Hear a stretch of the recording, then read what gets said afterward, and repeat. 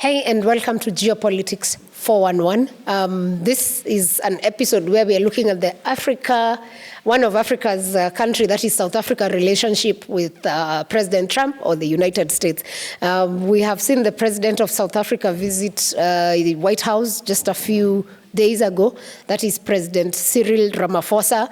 But unfortunately, these two leaders haven't found a middle ground of how they are going to operate, or have not found a way, to bring unity between the two nations in terms of trade. And so with that, due to that imbalance, President Trump has hit South Africa with 30% for tariffs. And this is actually the highest rate for any African country.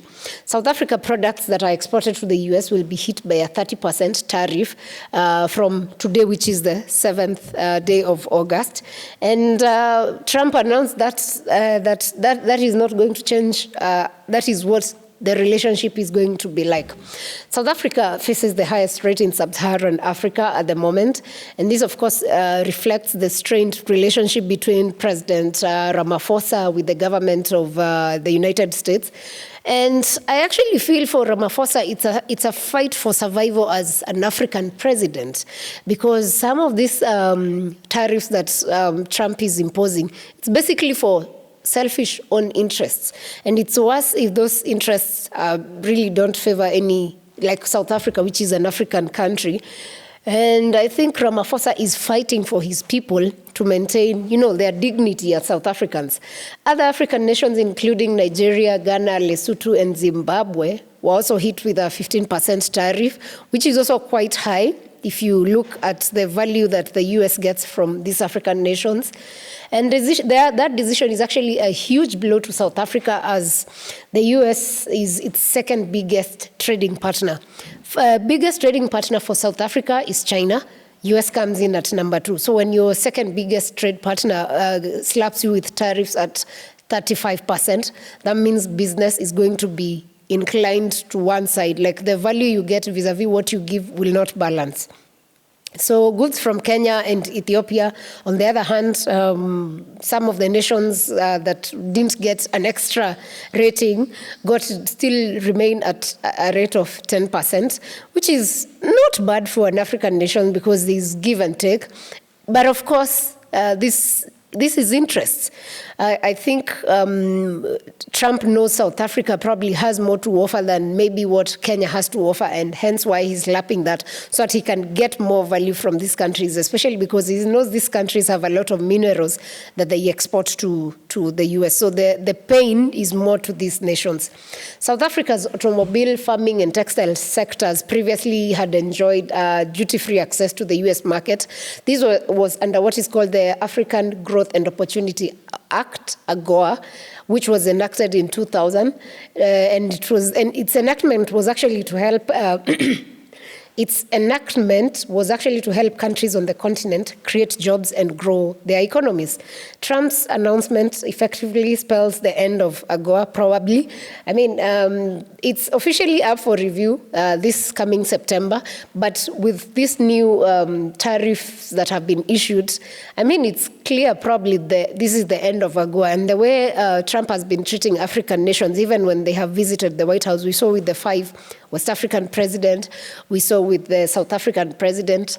I really don't think he wants to renew this whole AGOA thing. Anyway, we shall be watching and waiting to see what happens. And if it's renewed, it would be interesting that now to see if South Africa would, go back, if it would be renewed with the same terms and conditions, or they will change in terms of tariffs from duty-free to maybe a more sustainable one, like maybe 5%, 10%.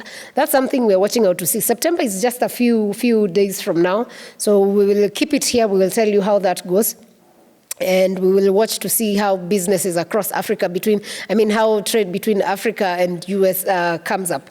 So reacting to the news of the 30%, President Ramaphosa said that his administration would not continue negotiating with would continue negotiating with the US, and had actually submitted a framework deal to its counterpart, just to see if they can find a balance. In the meantime, the government of South Africa is finalizing a package to support companies that are vulnerable and to the reciprocal tariffs. The government also noted that there were exceptions for certain goods such as copper, which is one of the minerals, pharmaceuticals, semiconductors, some critical minerals, stainless steel, scrap, and energy products. US and South Africa relations have hit rock bottom since Trump took over in January. This is not the first time this has come up. Remember, even when Musk was still part of making America great again, he was really pushing to get free license to operate his Starlink internet for free in South Africa. And South Africans said, no, we can't take this. That is not right. And so that was one of the things that was raised as, America trying to bulldoze how they want to run business in Africa. So the US president has stopped all aid to the South African nation. Also, remember with USAID, that was stopped. Of course, this was, the USAID funds were going to help a lot of the health sector, especially to deal with HIV and TB issues. So that was also cut. So with all these cuts, it means South Africa has been denied several maybe benefits that they were getting in their businesses with the United States. Ramaphosa held talks with Trump in May in a bid to mend their relations, but this failed to make any headway, and so far, this is the repercussion, slapping them with 30%. How will South Africa move on from here? This is something everyone is watching and waiting to see. And I feel like Trump has really tried to, put a stamp on African nations and how they're going to operate. And sadly, it looks like we will operate under the whims of how Trump wakes up and feels for that day. Quite sad, but it is good to see Ramaphosa fighting for his people, and I think it is a lesson for all other African nations to learn to stand their ground and fight for what is good for the citizens of their countries. If you're in South Africa or any of these countries that has been affected as an African, it's good to tell us in the comment section what you feel and how you think the African presidents and leaders should deal with this issue of Trump as president and how relationships should be made. Thank you for watching. See you on the next episode.